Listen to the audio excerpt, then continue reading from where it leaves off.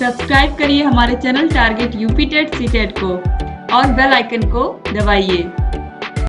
Hello friends, मैं रेनू स्वागत करती हूँ आप सभी भावी अध्यापक एवं अध्यापिकाओं का आपके अपनी channel target UP TET CTET में। दोस्तों, आज की इस वीडियो में हम आपके डीएलएड 4th सेमेस्टर के फर्स्ट पेपर आरंभिक स्तर पर भाषा एवं गणित के पठन लेखन क्षमता का विकास के अंतर्गत पवन सीरीज में क्वेश्चन नंबर 101 से पढ़ने वाले हैं। पवन सीरीज में आपके अतिलघु उत्तरीय क्वेश्चंस में क्वेश्चन नंबर 100 तक मैंने पढ़ा दिया है 2 पार्ट में, तो तीसरा पार्ट और आखिरी पार्ट है ये। इसके बाद आपके सभी विषयों के पवन सीरीज और राजन सीरीज के सारे वीडियोस आपको मिल जाएंगे हमारे चैनल पर, और आपको सारे वीडियो चैप्टर वाइज जो मैंने अपने हाथों से लेकर के नोट्स बनाए हैं वो तो आपको मिल ही जाएंगे। और प्रीवियस ईयर क्वेश्चन पेपर्स भी मैंने सॉल्व करवा दिए हैं, खासकर आपके इंग्लिश के सारे, तो आप उनको भी प्रैक्टिस कर डालिए। सारे विषयों की तैयारी जब आपकी अच्छी रहेगी तभी आपका एग्जाम में अच्छा स्कोर आएगा। और दोस्तों, अगर आपको 8 के 8 विषयों की तैयारी जल्द से जल्द करनी है, यानी कि कम से कम समय में करनी है, तो आप हमारे app target UP TET CTET app को डाउनलोड कर लीजिए।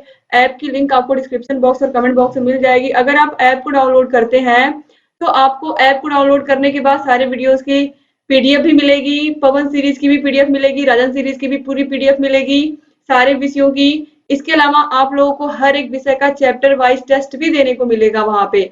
तो अगर आप चाहते हो कि आप कम समय में अच्छा स्कोर कर लो कम समय की तैयारी में, तो आप सभी लोग जरूर से जरूर ऐप को डाउनलोड कर लीजिए। दोस्तों, अब चलिए यहाँ पर हम क्वेश्चन नंबर 101 से देख लेते हैं। क्वेश्चन नंबर 101 है, किसी संख्या को शून्य से गुणा करने पर गुणनफल शून्य प्राप्त होता है। एग्जाम्पल दीजिए।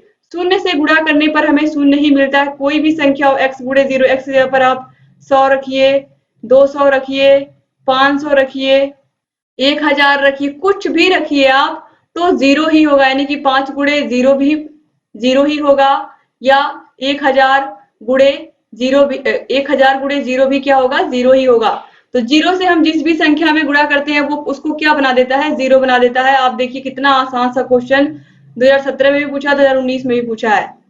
क्वेश्चन नंबर 102 है, 41,325 और 7,061 की तुलना कीजिए। तो देखिए इसमें 4 अंक हैं, इसमें आप देखिए 5 अंक है, तो ये 5 अंक की संख्या, ये 4 अंक की संख्या है।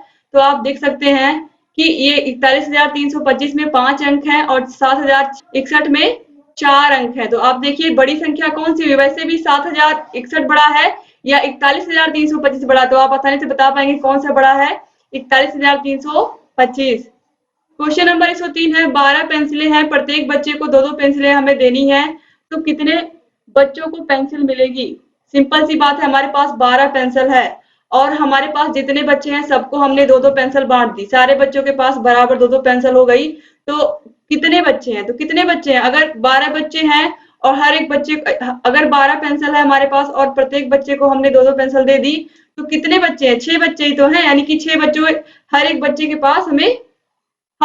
पास 2 पेंसिल है। तो देखिए माना कि बच्चे x है और कुल पेंसिल 12 है, तो प्रत्येक बच्चे को 2-2 पेंसिल देनी होती है, तो x × 2 = 12, तो x = 12/2, यहाँ से 2 से काट देंगे, ये 12 आ जाएगा। क्वेश्चन नंबर 104 है, पठन शिक्षण की सामान्य विधि लिखिए। तो इस विधि के प्रयोग के द्वारा जैसी ध्वनियों के वर्णों का ज्ञान एक साथ दिया जाता है। इस विधि के प्रयोग के द्वारा एक जैसी ध्वनियों के वर्णों का ज्ञान एक साथ दिया जाता है, जैसे कि राम, काम, शाम, आम, दाम, यानी कि इनमें तुकबंदी होती है। हम ये भी कह सकते हैं कि जो एक प्रकार की ध्वनि निकलती है इनको पढ़ने में, और इस तरीके से बच्चे आसानी से पढ़ना भी सीख जाते हैं। इस विधि में बालकों को पढ़ने के प्रति रुचि जागृत करने के लिए चित्र प्रणाली के माध्यम से अध्ययन कराना उपयोगी है। क्वेश्चन नंबर 105 है, व्यंजन वर्णों को लिखिए। स्पर्श व्यंजन, अंतस्थ व्यंजन, ऊष्म व्यंजन, इसके अलावा संयुक्त व्यंजन, ये सब क्या है, व्यंजन वर्ण है। क्वेश्चन नंबर 106 है, शब्द किसे कहते हैं। निश्चित अर्थ को अभिव्यक्त करने वाले वर्णों के समूह को शब्द कहते हैं, जैसे कि मोहन, पुस्तक आदि। क्वेश्चन नंबर 107 है, निषेधात्मक तथा निषेध सूचक वाक्य किसे कहते हैं। दोस्तों, जिन वाक्यों में क्रिया के निषेध का ज्ञान होता है उन्हें हम निषेध सूचक वाक्य कहते हैं। जैसे कि वह प्रतिदिन व्यायाम नहीं करता, यानी कि जिस भी वाक्य में नहीं आ गया वो निषेधात्मक या निषेध सूचक वाक्य होता है, जिसे हम इंग्लिश में निगेटिव सेंटेंस कहते हैं। देखिए 2018 में ये क्वेश्चन पूछा है। क्वेश्चन नंबर 108 है, अंतस्थ व्यंजन कौन कौन से हैं, लिखिए। तो अंतस्थ व्यंजन य, र, ल और व हैं। क्वेश्चन नंबर 109 है, विलोम शब्द किसे कहते हैं? जब दो शब्द विपरीत या उल्टा अर्थ देते हैं तो वे एक दूसरे के विलोम कहलाते हैं। विलोम शब्द को विपरीतार्थक शब्द भी कहा जाता है, जैसे कि अधिक, न्यून, असली, नकली, अर्थ, अनर्थ, आज्ञा, अवज्ञा, मोटा, पतला, छोटा, बड़ा, दिन, रात, ये सब क्या है? विलोम शब्द हैं। क्वेश्चन नंबर 110 है, पर्यायवाची शब्द किसे कहते हैं? तो पर्याय का अर्थ है दूसरा, अतः पर्यायवाची शब्द का अर्थ हुआ उस अर्थ का बोधक दूसरा शब्द, यानी कि ऐसे शब्द जो सेम वही अर्थ देते हैं, जैसे कि अग्नि, आग, अनल, पावक, और अनुपम, अनोखा, अद्भुत, अनूप या अनन्य। तो अनोखा नहीं अनोखा होता है दोस्तों। इसके बाद हम आगे बढ़ेंगे। ये सब देखिए 2018 में सब क्वेश्चन पूछे हुए हैं। क्वेश्चन नंबर 111 है, ज्ञानार्जन और ज्ञान वृद्धि के प्रमुख स्रोत कौन कौन से हैं? तो देखिए, अगर हमें अपने ज्ञान में वृद्धि करनी है तो हम क्या क्या तरीके से ज्ञान अर्जन कर सकते हैं, अपने ज्ञान में वृद्धि कर सकते हैं? तो सबसे सही तरीका है पढ़ना, पुस्तकें एवं पत्रिकाएं पढ़ना, इंटरनेट से चीजों को ढूंढ करके लिखना, नोट्स बनाना। पढ़ने से ज्ञानार्जन भी होता है और ज्ञान वृद्धि भी। अगर हम कोई भी चीज पढ़ रहे हैं तो कोई कोई चीज ऐसी होती है जिसको हम सोचते हैं कि नोट कर ले, जो हमारे आगे भी काम आएगी। तो पढ़ने से क्या होता है? ज्ञान वृद्धि होती है। क्वेश्चन नंबर 112 है, संकर शब्दों को उदाहरण सहित लिखिए। तो ये शब्द जो होते हैं ये दो भाषाओं के शब्दों को मिला करके बनते हैं और इन्हें हम संकर शब्द के नाम से जानते हैं, जैसे कि रेल धन गाड़ी रेलगाड़ी, नेक धन चलन नेक चलन, इसके अलावा वर्ष धन गांठ वर्षगांठ। देखिए ये भी 2018 में पूछा गया है। क्वेश्चन नंबर 113 है, विराम चिन्हों संबंधी समस्या के प्रमुख कारण क्या हैं? विराम चिन्ह के बारे में बच्चे क्यों नहीं जानते हैं? क्या रीजन है? देखिए, विराम चिन्ह का मतलब क्या होता है? रुकना या ठहरना। विराम का मतलब होता है रुकना या ठहरना। अपने भावों को प्रकट करने के लिए भाषा बोलते समय अथवा लिखते समय कुछ स्थानों पर रुकना पड़ता है। अगर बिना रुके ही अपनी बात को हम कहते हैं तो सुनने वाले की समझ में कुछ नहीं आएगा। कई बार अर्थ का अनर्थ हो जाता है। हम उचित जगह पर रुककर अपनी बात कहेंगे तो ठीक रहेगा। इसी प्रकार लिखते हुए विराम चिन्हों के प्रयोग से न केवल भावों में स्पष्टता आती है, बल्कि उसका प्रभाव और सौंदर्य भी बढ़ जाता है। जैसे कि रोको मत जाने दो, रोको मत जाने दो। इस वाक्य में कहीं कोई विराम नहीं है। इसके दो अर्थ प्रकट होते हैं, पहला रोको मत जाने दो और दूसरा रोको मत जाने दो। तो ये दोनों अर्थ एक दूसरे के विरुद्ध हैं, अतः स्पष्ट है कि विराम चिन्ह वाक्य का अर्थ तो स्पष्ट करते ही हैं, भाषा को सुंदर और प्रभावशाली बनाते हैं। तो रोको मत जाने दो या रोको मत जाने दो, बिल्कुल दोनों में ही क्या, एक में जाने की बात कही गई है, एक में रोकने की बात की गई है। तो ये जो पहला है इसमें रोको मत जाने दो यानी कि रोक लो, और दूसरा है रोको मत जाने दो। तो आप समझ सकते हैं एक कॉमा कितना महत्वपूर्ण रोल प्ले करता है। तो विराम चिन्ह जो भी हैं वो बहुत महत्वपूर्ण है। क्वेश्चन नंबर 114 है, देवनागरी व अंतरराष्ट्रीय अंक मूल संकेत को लिखिए। तो ये ऊपर देवनागरी लिपि में जो हमारी हिंदी भाषा है उसकी लिपि लिखी हुई है, उसमें गिनती लिखी हुई है 1 2 3 4 5 6 7 8 9, बाकी नीचे वाला तो आपको पता ही है।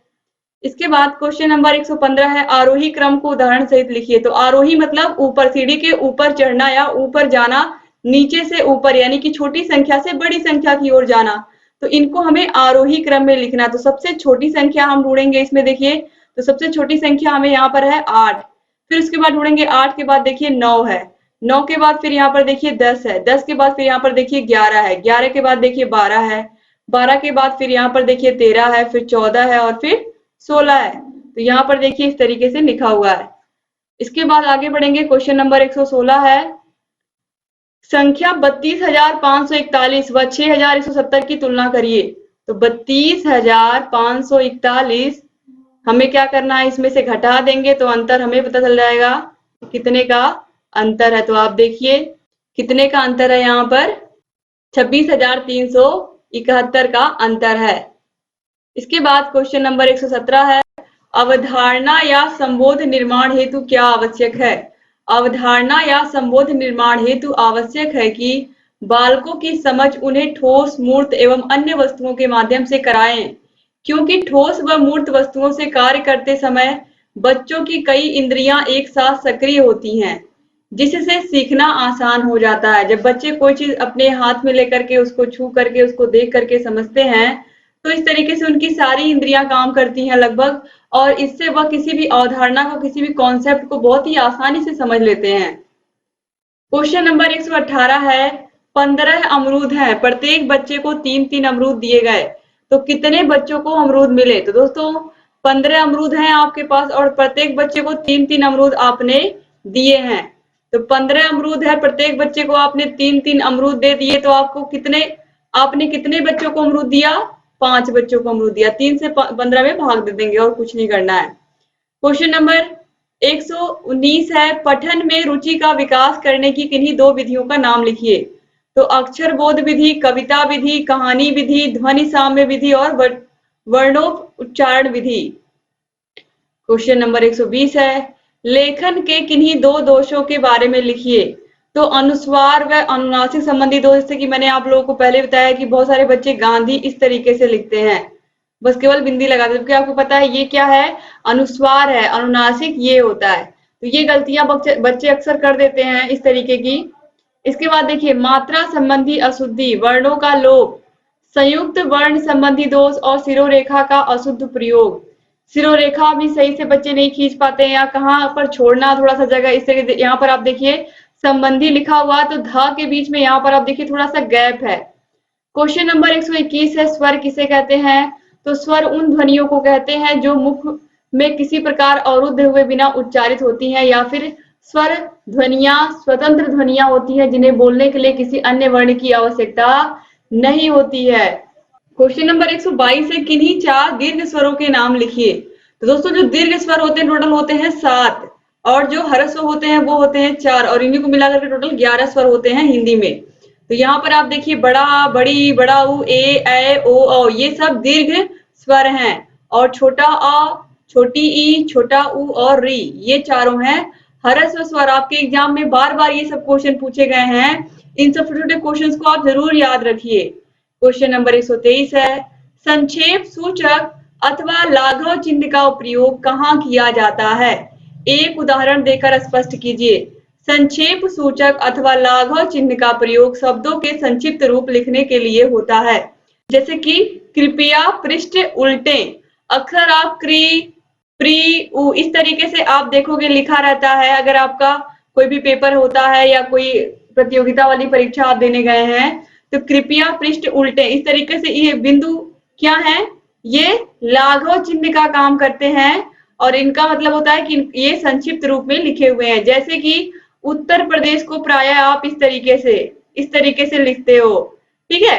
इसके बाद क्वेश्चन नंबर 124 है, अचल तथा अचला का अर्थ स्पष्ट करते हुए दोनों शब्दों में अंतर बताइए। तो अचल का क्या अर्थ होता है? अचल मतलब चलना, चल मतलब चलना, अचल मतलब जो नहीं चल रहा वो क्या है? स्थिर है।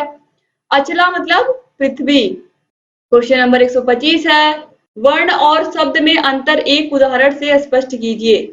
तो वर्ण भाषा की सबसे छोटी इकाई है। वर्ण को अक्षर भी कहा जाता है। शब्दों की उत्पत्ति वर्णों से होती है। निश्चित अर्थ को अभिव्यक्त करने वाले वर्णों के समूह को शब्द कहते हैं, जैसे कि मोहन, पुस्तक। तो वर्णों को मिला करके ही शब्द बनते हैं, और वर्ण किसी भी भाषा की सबसे छोटी इकाई होती है। इसके बाद आगे बढ़ेंगे, क्वेश्चन नंबर 126 है। यहाँ पर आप देखिए 2 सैकड़ा, 3 दहाई, 1 इकाई मिलकर कौन सी संख्या बनाएंगे? तो 2 सैकड़ा मतलब 100, तो यहाँ पर 200, फिर प्लस यहाँ पर आप देखिए 3 दहाई मतलब 10 से गुणा करेंगे, और यहाँ पर 1 इकाई मतलब 1 से गुणा करेंगे। तो 2 सैकड़ा 2 से 100 में गुणा हुआ तो 200 आया, 3 दहाई 3 का 10 में गुणा हुआ तो 30 आया, और 1 इकाई 1 का 1 में गुणा हुआ तो 1 आया। तीनों को जोड़ेंगे तो 231 मिल जाएगा। देखिए कितना आसान सा क्वेश्चन पूछा है 2018 में। क्वेश्चन नंबर 127 है, 6368 संख्या में प्रत्येक 6 का स्थानीय मान बताइए। यहाँ पर देखिए इकाई, दहाई, सैकड़ा, हजार। 1 6 दहाई के स्थान पर है, 1 6 हजार के स्थान पे है। तो देखिए 8 का स्थानीय मान 8 गुणे 1 8 ही होगा। 6 का स्थानीय मान 6 गुणे 10 60 हो गया। फिर 3 का 3 गुणे 100 300 हो गया। और ये फिर 6 के आगे 3 अंक है तो 6 गुणे 1 लिख करके 3 0, तो ये हो गया 6000। तो यही यहाँ पर देखिए, 6 का स्थानीय मान 60 है और 1 का 6000 है। क्वेश्चन नंबर 128 है, 1,69,679 को हिंदी भाषा में लिखिए। तो 1,69,679 या 79, तो 1,69,679 को हिंदी भाषा में यहाँ पर लिख उठा है। अब चलिए इसके बाद आगे देखेंगे। क्वेश्चन नंबर 129 है, 48 सेब 4 बच्चों में बांटे गए। 48 सेब 4 बच्चों में बांटे गए, तो एक बच्चे को कितना मिला? हमको कुछ नहीं, 4 से भाग देना है 48 में। तो ये देखिए, 4 एकम 4, 4 दूनी 8, तो ये 12 है। यानी कि प्रत्येक बच्चे को कितने सेब मिलेंगे? 12 सेब मिलेंगे। यही पूछा है कि 48 सेब 4 बच्चों में बांटे गए, तो प्रत्येक बच्चे को कितना सेब मिलेगा? 12 सेब मिलेगा। क्वेश्चन नंबर 130 है, निम्नलिखित को अवरोही क्रम में लिखिए। अवरोही मतलब घटते क्रम में, यानी कि इसमें सबसे बड़ी संख्या कौन सी है? 9 है। आप देखिए, 9 के बाद फिर 8 है, फिर 7 है, फिर उसके बाद 6 है, फिर 5 है, फिर 3 है। तो यहाँ पर देखिए 9 8 7 6 5 3, ये घटते क्रम में लिखे हुए हैं। यही पूछा ही है, अवरोही क्रम। क्वेश्चन नंबर 131 है, संख्या किसे कहते हैं? उदाहरण सहित समझाइए। संख्या यानी कि नंबर, इकाई या इकाइयों का मेल संख्या कहलाती है, अथवा कोई भी इकाई जितनी बार ली जाती है वो संख्या है। कोई भी संख्या जो 10 अंकों की सहायता से लिखी जाती है वो अंक हैं 0 1 2 3 4 5 6 7 8 9। तो यहाँ पर आप देखिए, इकाई या इकाइयों का मेल ही क्या कहलाता है? संख्या कहलाता है। और इन्हीं अक्षरों, इन्हीं संख्याओं को मिला करके हम बड़ी से बड़ी संख्या बना सकते हैं, जैसे कि 499, 6000, 1796, 5000, 302, 501, ये सब इन्हीं संख्याओं से मिलकर के बने हुए हैं। क्वेश्चन नंबर 132 है, गणित की संक्रिया में शून्य का क्या महत्व है? तो शून्य की खोज अपने भारत में ही हुई थी, आर्यभट्ट जी ने की थी, आप लोगों को पता है। तो शून्य की खोज भारत ने ही की थी। देखिए, गणित की संक्रियाओं में शून्य का क्या महत्व है? तो किसी भी संख्या को लिखते समय यदि इकाई, दहाई, सैकड़ा आदि के स्थान पर कोई भी अंक नहीं है तो उसकी जगह शून्य लिखते हैं। यथा यदि संख्या 8012 है, 8012 है, तो इस अंक को हम इस प्रकार लिखेंगे, 8012, इकाई, दहाई, सैकड़ा, हजार, 8012 रुपए। ठीक है। तो देखिए यहाँ पर सैकड़े की जगह पर क्या लिखा है? 0 लिखा है। जहां कुछ नहीं है वहां पर 0 है। तो शून्य का इतिहास, यह निश्चित रूप से ज्ञात नहीं है कि शून्य का आविष्कार कब, यहाँ पर आपको पता है किसने किया है? आर्यभट्ट ने किया है, अपने भारत देश में ही हुआ था। तो यहाँ पर ये तो बिल्कुल कट कर दीजिए, आर्यभट्ट जी ने किया था। और इसका प्रयोग कब से हो रहा है? वैदिक काल से हो रहा है, यानी कि 1000 ईसा पूर्व तक में होता रहा है। और शून्य का आकार कैसा है? गोल है। तो याद रखिएगा कि शून्य का आविष्कार किसने किया था? आर्यभट्ट जी ने किया था, भारत के ही थे। शून्य के बारे में ब्रह्मगुप्त ने सर्वप्रथम 30 वर्ष की आयु में ब्रह्मस्फुट सिद्धांत में शून्य की परिभाषा इस प्रकार दी है, अ माइनस अ बराबर 0। जैसे कि x minus x equal to 0, x पे आप 4 रखोगे तो 4 माइनस 4 बराबर 0। इस तरीके से बताया गया है। शून्य के बारे में ब्रह्मगुप्त का योगदान सराहनीय है। शून्य के साथ जोड़, घटाना, गुणा, भाग सभी क्रियाओं को अच्छी प्रकार समझाया गया है। शून्य को शून्य में जोड़ेंगे तो क्या मिलेगा? शून्य। शून्य से शून्य को घटाएंगे तो भी शून्य, शून्य में शून्य का गुणा करेंगे तो भी शून्य। तो शून्य से शून्य को भाग देने पर भागफल 1 न होकर के अनिर्णित, यानी उसका कोई निर्णय नहीं है। ये 0/0, इसका कोई भी निर्णय नहीं है। अगर किसी संख्या से हम 0 में भाग दे रहे हैं तो उसका भागफल 0 आएगा, ये आपको पता है। अगर हम किसी संख्या से 0 में भाग दे रहे हैं, अगर 0 से ही किसी संख्या में भाग दे रहे हैं तो ये नॉट डिफाइंड है। नॉट डिफाइंड यानी कि अपरिभाषित है, अर्थहीन है। क्वेश्चन नंबर 133 है, 2 अंकों वाली संख्या को 2 अंकों वाली संख्या से किस प्रकार गुणा करते हैं? तो चलिए देखते हैं यहाँ पर किस तरीके से हम गुणा करते हैं। यहाँ पर 25 को हम 54 से गुणा कर रहे हैं। बहुत ही आसान है। 5 का गुणा 4 में करेंगे 20, 2 हासिल आया। 5 बचे 25 और 2 27। यहाँ पर पूरा लिख देंगे क्योंकि 5 के आगे अब कुछ नहीं है। फिर यहाँ पर क्रॉस लगाएंगे, फिर 2 का गुणा 4 में करेंगे, 2 चौके 8, और 2 का गुणा 5 में करेंगे, 2 पंचे 10। अब इनको हम इकाई को इकाई से, दहाई को दहाई से, सैकड़े को सैकड़े से इस तरीके से जोड़ लेंगे और यहाँ पर देखिए आप 1350 आंसर आ गया। अब इसके बाद हम आगे देखेंगे। क्वेश्चन नंबर 134 है, हिंदी भाषा सीखने के प्रमुख अंग कौन कौन से हैं? तो हिंदी भाषा सीखना, देखिए सुनना भाषा सीखने का सबसे पहला और प्रथम अंग है। बच्चा सुनकर तथा पढ़कर भाषा सीखता है। भाषा कौशल के अंतर्गत 4 बातें आती हैं, सुनना, बोलना, पढ़ना और लिखना। क्वेश्चन नंबर 135 है, संयुक्त वाक्य किसे कहते हैं?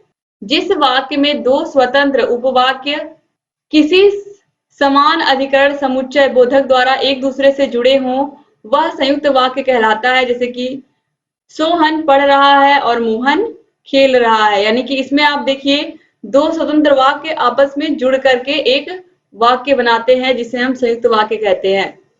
क्वेश्चन नंबर 136 है, कहानी शिक्षण से आप क्या समझते हैं? कहानी शिक्षण बालकों के ज्ञान में वृद्धि करने तथा बालकों के मनोरंजन तथा आनंद का सर्वश्रेष्ठ साधन है, जो बालक में विचार, कल्पना तथा तर्क शक्ति को विकसित करता है। क्वेश्चन नंबर 137 है, सौभाग्य का विलोम शब्द लिखिए। सौभाग्य का विलोम क्या है? दुर्भाग्य। 2020 में पूछा गया है। क्वेश्चन नंबर 138 है, इकाई किसे कहते हैं? एक सी वस्तुओं के समूह में से किसी एक वस्तु को उस वस्तुओं के समूह की इकाई कहा जाता है। एक सी वस्तुओं के समूह में से किसी एक वस्तु को उस वस्तुओं के समूह की क्या कहते हैं? इकाई कहते हैं। क्वेश्चन नंबर 139 है, अंक का स्थानीय मान किसे कहते हैं? तो किसी भी संख्या के किसी अंक का स्थानीय मान, उसे ज्ञात करने के लिए दाएं से बाएं की ओर संख्या के स्थान की गिनती करते हैं, फिर उसके स्थानीय मान का निर्धारण करते हैं। अंक के स्थानीय मान का अर्थ होता है वह अंक किस स्थान पर है, इकाई के स्थान पर है, दहाई के स्थान पर है, सैकड़े के स्थान पर है या हजार के स्थान पर है। क्वेश्चन नंबर 140 है, सरल वाक्य किसे कहते हैं? जिस वाक्य में एक उद्देश्य और एक विषय हो अथवा जिस वाक्य में एक ही क्रिया हो, उसे सरल वाक्य कहते हैं। जैसे कि सरिता स्कूल जा रही है, तो यहाँ पर एक ही काम हो रहा है ना, स्कूल जाने का, इसलिए ये सरल वाक्य है। क्वेश्चन नंबर 141 है, 346 में सभी अंकों का स्थानीय मान लिखिए। तो 346 है, तो 6 का 6 गुणे 1 बराबर 6, ये इकाई हो गया, ये दहाई हो गया, सैकड़ा हो गया। 4 का 4 गुणे 10 बराबर 40 और 3 का 3 गुणे 100 बराबर 300। इस तरीके से यहाँ पर देखिए लिखा हुआ है। क्वेश्चन नंबर 142 है, आरोही क्रम किसे कहते हैं? आरोही मतलब आगे बढ़ते हुए क्रम में छोटे से बड़े की तरफ हम जाएंगे। आरोही क्रम में सबसे पहले सबसे छोटी संख्या को लिखा जाता है, फिर उससे बड़ी संख्या को इस क्रम में, और अंत में सबसे बड़ी संख्या को, जैसे कि 3, 4, 5, 6, 7, ये क्या एक क्रम में बढ़ते हुए जा रहे हैं। क्वेश्चन नंबर 143 है, हंस पद विराम चिन्ह से क्या तात्पर्य है? 2020 में पूछा गया है। लिखते समय जब कोई अंश छूट जाता है तो यह हंस पद या त्रुटि पूरक चिन्ह हंस पद लगाकर हम उस शब्द को लिख देते हैं। अगर हम कोई सेंटेंस लिख रहे हैं, कोई वाक्य लिख रहे हैं, उसमें कोई शब्द छूट गया तो हम इसका प्रयोग करके ऊपर उस शब्द को लिख देते हैं। क्वेश्चन नंबर 144 है, आकाश के किन्हीं 3 समानार्थी शब्दों को लिखिए या आकाश के 3 पर्यायवाची शब्दों के नाम बताइए। तो गगन, नभ, आसमान। क्वेश्चन नंबर 145 है, प्राकृत संख्या किसे कहते हैं या प्राकृतिक संख्या किसे कहते हैं? तो जिन संख्याओं की सहायता से हम वस्तुओं की गिनती करते हैं उन्हें प्राकृतिक संख्या कहते हैं, जैसे कि 1, 2, 3, 4, 5 अनंत तक। क्वेश्चन नंबर 146 है, भाषाई कौशल के प्रकार बताइए। तो भाषा कौशल के प्रकार कौन कौन से हैं? श्रवण, लेखन, पठन तथा वाचन। सुबो, पली, सुनना, बोलना, पढ़ना और लिखना। क्वेश्चन नंबर 147 है, सुलेख का महत्व बताइए। सुलेख शब्द लेख से पहले सु उपसर्ग लगा करके बना है। इसका अर्थ है सुंदर तथा श्रेष्ठ लेख। भाषा शिक्षक को आरंभ से ही बच्चों में सुंदर लेख लिखने की आदत डालनी चाहिए। जो बच्चा आरंभ में सुंदर लेख लिखता है, आगे चलकर उसका हस्तलेख बड़ा ही सुंदर और आकर्षक बन जाता है। प्रतिदिन के व्यवहार में और विशेषकर परीक्षा में सुलेख का महत्वपूर्ण स्थान होता है। क्वेश्चन नंबर 148 है, अपने से छोटों के लिए स्नेहपूर्ण 4 शब्द लिखिए। तो प्रिय, अनुज, चिरंजीवी और शुभाकांक्षी।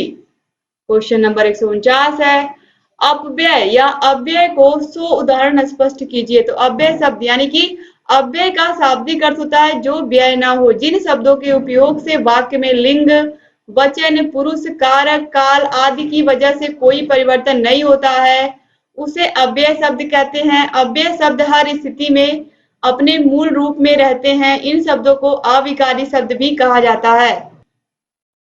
उदाहरण के लिए आज, कल, इधर उधर, किंतु, परंतु, लेकिन, जब तक, अब तक, कब तक, कहां तक, ये कभी भी नहीं बदलते हैं किसी भी वाक्य में।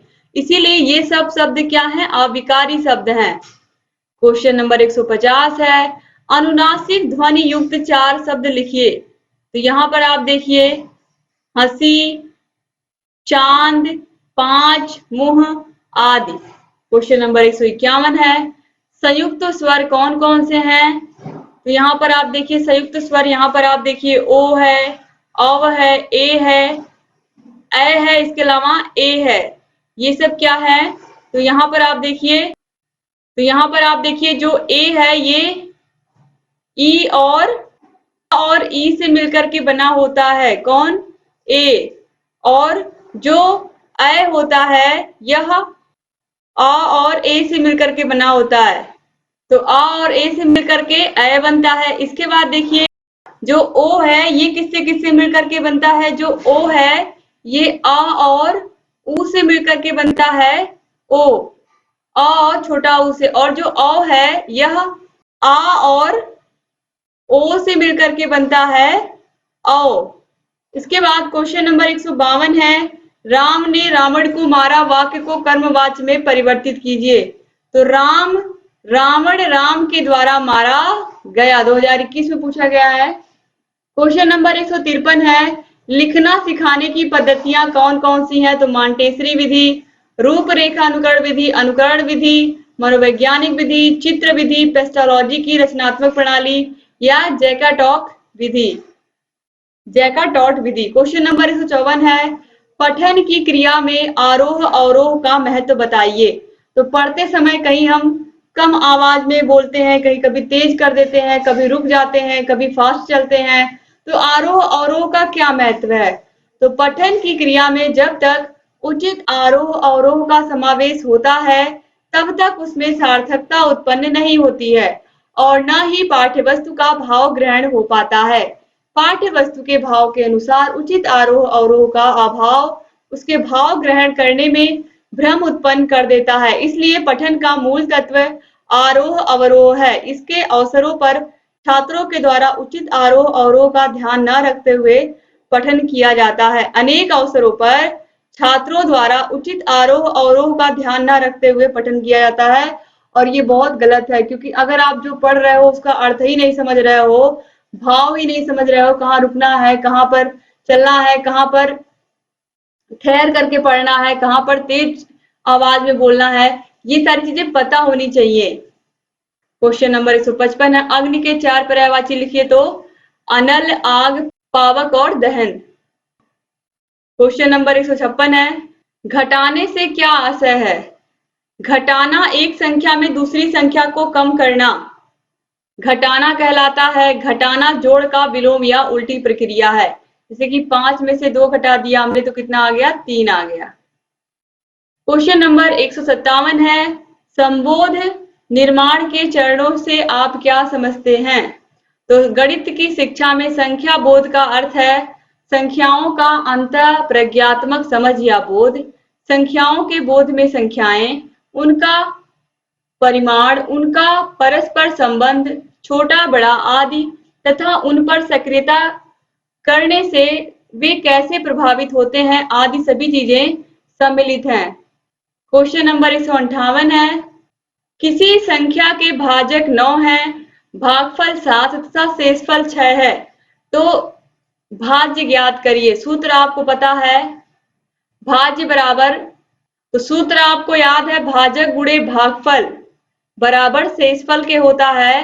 तो भाजक गुणे, यहाँ पर आप देखिए दोस्तों, यहाँ पर इसको आप ध्यान मत दीजिए, यहाँ पर आप समझिए। यहाँ क्वेश्चन में भाजक दिया है, भागफल दिया है और शेषफल दिया है और भाज्य पूछ रहा है। तो फॉर्मूला होता है भाज्य बराबर भाजक गुणे भागफल प्लस शेषफल। तो यहाँ पर आप देखिए भाजक कितना है 9 है, भागफल कितना है 7 है, यहाँ पर 7 दिया हुआ है और शेषफल कितना है 6 है। तो यहाँ पर हम क्या करेंगे, यहाँ पर आप देखिए फॉर्मूला लगाएंगे, भाज्य बराबर भाजक गुणे भागफल प्लस शेषफल। तो यहाँ पर 9 गुणे 7 प्लस यहाँ पर शेषफल 6 है, तो 9 7 63 प्लस 6 कितना हो गया, ये हो गया 69। तो यहाँ पर आप देखिए भाज्य भाज्य कितना आ गया, 69 आ गया। तो ये यहाँ पर इस तरीके से आप मत करिएगा, जैसे यहाँ पर मैंने आपको बताया भाज्य बराबर भाजक गुणे भागफल प्लस शेषफल। क्वेश्चन नंबर 159 है, किसी पुस्तकालय में एक अलमारी में 725 पुस्तकें आती हैं, तब 7,19,925 पुस्तकों को रखने के लिए कितनी अलमारियों की आवश्यकता पड़ेगी। कुछ भी नहीं करना है हमें, 725 से 7,19,925 में भाग दे देना है और ये भागफल पूरा पूरा कट जाएगा 725 से और ये आ जाएगा 993 अलमारी। तो 7,19,925 किताबों को रखने के लिए हमारे पास 993 अलमारियां होनी चाहिए। तो इस तरीके से यहाँ पर आप लोगों ने सारे के सारे क्वेश्चंस को कर लिया और यहाँ पर आप लोगों के पवन सीरीज, राजन सीरीज सभी विषयों के मैंने कंप्लीट करा दिए। आप सारे विषयों को पढ़िए, अपनी तैयारी को अच्छे से करिए। 8 के 8 विषयों की link description box, comment box में मिल जाएगी। अगर वाकई आप 4th सेमेस्टर में अच्छे से अच्छा स्कोर करना चाहते हैं तो सारे वीडियोस को देखिए, अपनी तैयारी को बेहतर बनाइए। और अगर चैनल को सब्सक्राइब नहीं किया तो प्लीज सब्सक्राइब कर दीजिए, बगल में घंटी का निशान होगा उसको भी प्रेस कर दीजिएगा, ताकि जो भी नई वीडियोस हम बनाते हैं उसका नोटिफिकेशन आपके पास समय से जाए और आप बिना मिस किए हमारे सारे वीडियोस को ऐसे ही देखते रहें। दोस्तों ऐप को डाउनलोड कर लीजिए आप लोग, target UP TET state app को डाउनलोड करने के बाद आपको बहुत सारी सुविधाएं मिलेंगी, सारे वीडियोस मिलेंगे, वहां पर कोई ऐड या प्रचार नहीं आएगा। सारे वीडियोस चैप्टर वाइज मिलेंगे, हर एक विषय के चैप्टर वाइज टेस्ट मिलेगा, सभी विषयों की पीडीएफ मिलेगी, पवन सीरीज की भी पूरी पीडीएफ मिलेगी, रजन सीरीज की भी पूरी पीडीएफ मिलेगी और आप लोग अपनी तैयारी कम से कम समय में बेहतर तरीके से कर सकते हैं हमारे ऐप से। तो उम्मीद करती हूँ कि आप ऐसे चैनल से बने रहेंगे, सारे वीडियोस को देखते रहेंगे और जहां कहीं कोई भी समस्या आएगी हमसे बताते रहेंगे। तो एक बार फिर से आप सभी भाई बहनों का बहुत बहुत शुक्रिया। तो मिलते हैं हम लोग दोस्तों नेक्स्ट वीडियो में। अपना ख्याल रखिएगा, अपनी फैमिली का भी ख्याल रखिएगा और ऐसे ही चैनल से बने रहिएगा। और डिस्क्रिप्शन बॉक्स, कमेंट बॉक्स में आपको ऐप की लिंक मिल जाएगी, जरूर आप लोग ऐप को डाउनलोड कर लीजिएगा। जय हिंद दोस्तों।